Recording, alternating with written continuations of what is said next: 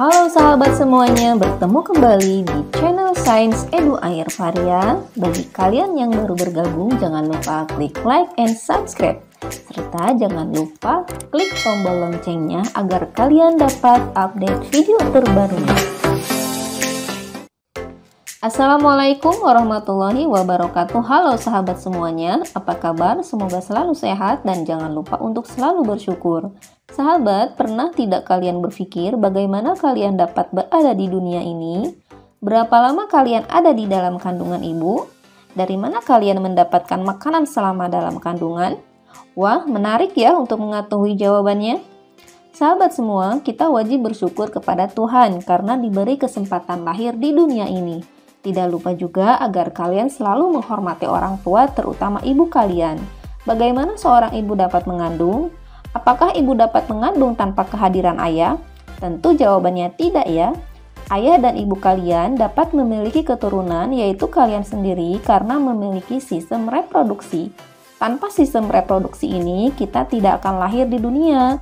Apa sajakah alat reproduksi pada manusia? Yuk kita pelajari di video ini. Jangan lupa tonton video ini sampai selesai ya. Sahabat, di video kali ini kita akan belajar tentang sistem reproduksi pada manusia, khususnya pada laki-laki, dengan tujuan pembelajarannya adalah kalian dapat mengenal apa itu reproduksi dan tujuannya, serta kalian dapat memahami struktur dan fungsi organ reproduksi pada laki-laki. Kita kenalan dulu nih dengan istilah reproduksi. Reproduksi berasal dari kata re dan reproduksi. Re artinya kembali, produksi memproduksi. Dalam hal ini adalah memproduksi kembali keturunan. Jadi, reproduksi adalah proses biologi untuk menghasilkan keturunan berupa spesies yang sama dengan induknya.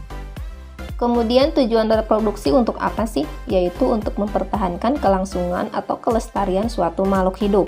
Jika makhluk hidup itu tidak mampu bereproduksi, maka akan mengalami kepunahan. Kemudian tujuan yang kedua adalah untuk meningkatkan variasi genetik khususnya bagi makhluk hidup yang bereproduksi secara seksual karena melibatkan pencampuran dua gen. Nah, kamu sudah mengenal apa itu reproduksi dan tujuannya. Karena jenis kelamin manusia ada dua, makanya sistem reproduksi juga dibagi menjadi dua, yaitu sistem reproduksi pada laki-laki dan sistem reproduksi pada wanita.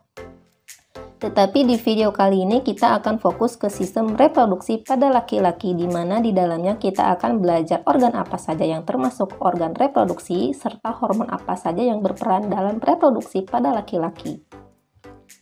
Pertama, organnya dulu nih. Jika dilihat dari depan dan samping, maka organ reproduksi pada laki-laki akan tampak seperti ini. Organ reproduksi pada laki-laki dapat dibedakan menjadi dua, yaitu organ eksternal atau luar, serta organ internal atau dalam. Organ eksternal atau luar terdiri dari penis dan skrotum, adapun organ internal atau dalam terdiri dari testis, saluran reproduksi, dan kelenjar reproduksi. Yang pertama adalah organ eksternal atau luar yang terdiri dari organ penis dan skrotum. Merupakan alat reproduksi yang terletak pada bagian luar dan dapat diamati secara langsung. Yang pertama adalah penis. Bagi kalian laki-laki, air kencing kalian dikeluarkan melalui organ yang disebut dengan penis. Penis ini berfungsi sebagai saluran air kencing atau urin dan saluran sperma. Penis terbentuk dari otot dan tidak memiliki tulang. Pada bagian ujung penis terdapat struktur lipatan kulit yang disebut dengan kulup, yaitu bagian yang dipotong pada saat laki-laki dihitam.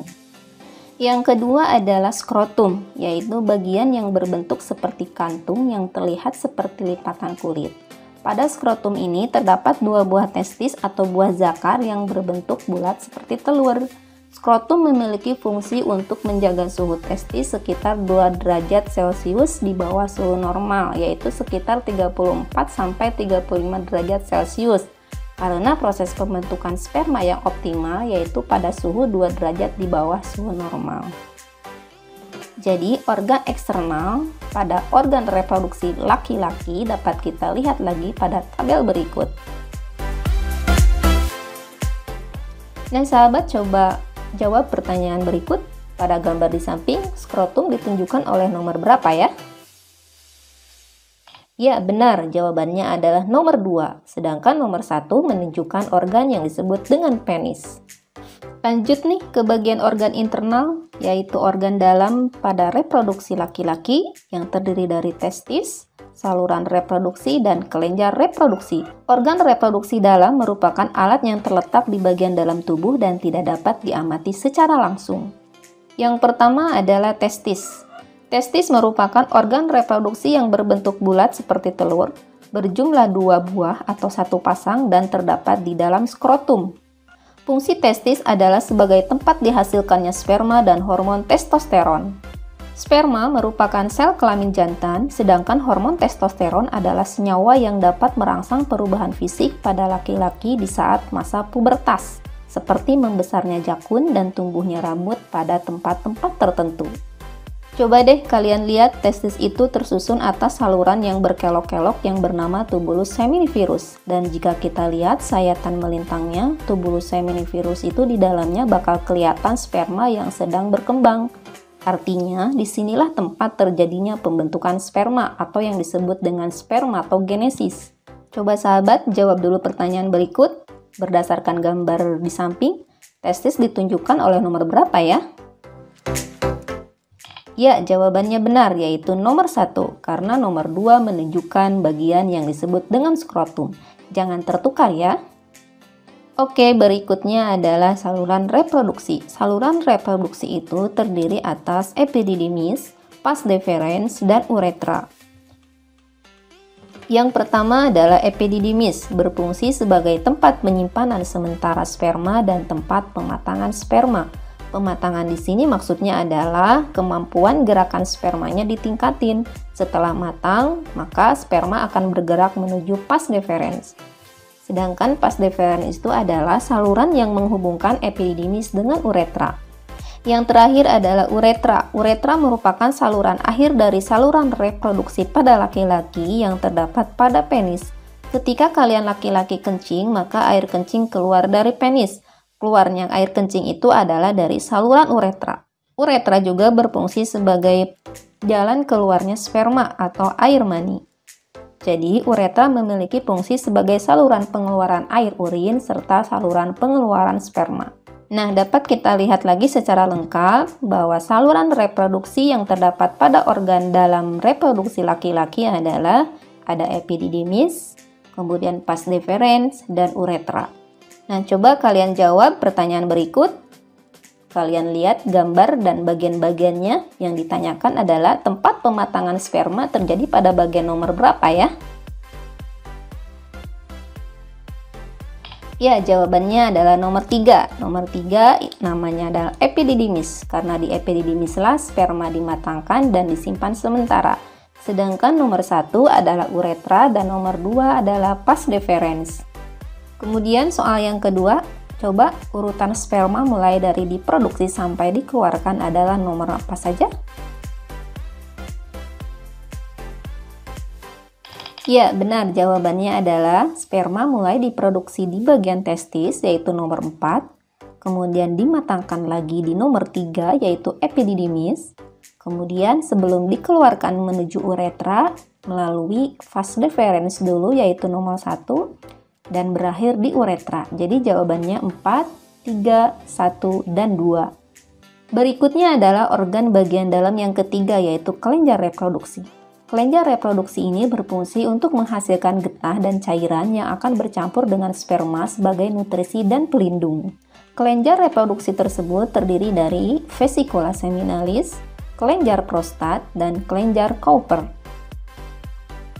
Yang pertama adalah vesicula seminalis, yaitu sebuah kantung yang menghasilkan cairan lengket dan berwarna kuning, bersifat basa dan mengandung fruktosa sebagai sumber energi bagi sperma. Vesicula seminalis ini berbentuk kantong kecil yang terletak di belakang kantong kemih. Yang kedua adalah kelenjar prostat. Kelenjar prostat ini berfungsi untuk menghasilkan cairan yang encer dan berwarna putih, yang bersifat asam dan mengandung sitrat sebagai penutrisi sperma.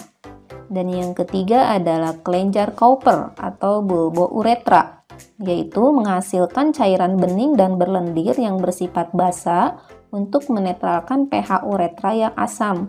Cairan ini akan dikeluarkan duluan sebelum sperma dikeluarkan. Jadi secara lengkap, ketiga kelenjar reproduksi yang terdapat pada organ internal reproduksi pada laki-laki terdiri dari vesicula seminalis yang paling atas, kemudian ada kelenjar prostat, dan yang terakhir paling kecil yaitu kelenjar Cowper. Nah sahabat, coba jawab pertanyaan berikut yang menunjukkan vesicula seminalis adalah nomor berapa ya? Ya, benar. Jawabannya adalah nomor 1, yaitu yang paling atas. Dan yang kedua adalah kelenjar prostat, dan yang nomor 3 adalah kelenjar Cowper. Kemudian berikutnya, cairan yang berfungsi untuk menetralkan pH uretra dihasilkan pada bagian nomor berapa ya?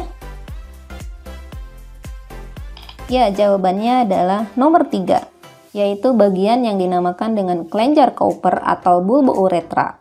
Kelenjar ini menghasilkan cairan bening dan berlendir yang bersifat basah untuk menetralkan pH uretra yang asam. Sedangkan nomor 2 adalah kelenjar prostat dan nomor 1 adalah vesicula seminalis. Nah, organ reproduksi pada laki-laki sudah kita bahas dan sekarang kita pelajari tentang hormon yang berperan dalam reproduksi laki-laki. Hormon reproduksi pada laki-laki terdiri dari testosteron, FSH, dan LH. Yang pertama adalah hormon testosteron. Hormon ini dihasilkan di dalam testis dan memiliki fungsi untuk merangsang terjadinya proses spermatogenesis atau pembentukan sperma. Selain itu, hormon ini juga berfungsi untuk merangsang pertumbuhan sekunder pada laki-laki, seperti tumbuhnya jakun, perubahan suara menjadi besar, dada menjadi bidang, dan tumbuhnya rambut di bagian tertentu, misalnya di kemaluan. Hormon yang kedua adalah hormon FSH, yaitu follicle stimulating hormone. Hormon ini dihasilkan di kelenjar pituitari atau kelenjar hipofisis, yang letaknya adalah di bagian otak bagian depan. Fungsinya adalah untuk merangsang sel yang ada di testis dan untuk memberi nutrisi sel sperma selama tahap perkembangan. Selanjutnya adalah hormon LH, yaitu luteinizing hormone. Hormon ini juga dihasilkan di kelenjar pituitari dan fungsinya adalah untuk merangsang pembentukan hormon testosteron di testis. Baiklah sahabat, dapat kita simpulkan kembali bahwa organ internal yang terdapat pada organ reproduksi pada laki-laki yaitu terdiri dari testis, saluran reproduksi, dan kelenjar reproduksi. Saluran reproduksi terdiri dari 3 organ yaitu epididymis, vas deferens, dan uretra. Dengan fungsinya adalah bisa kita lihat di dalam tabel berikut.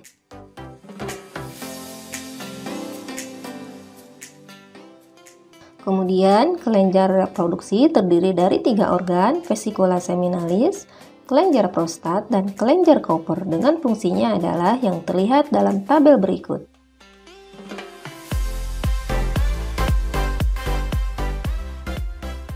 Selain organ internal yang sudah kita bahas, terdapat hormon reproduksi pada laki-laki, yaitu testosteron, FSH, dan LH dengan fungsinya adalah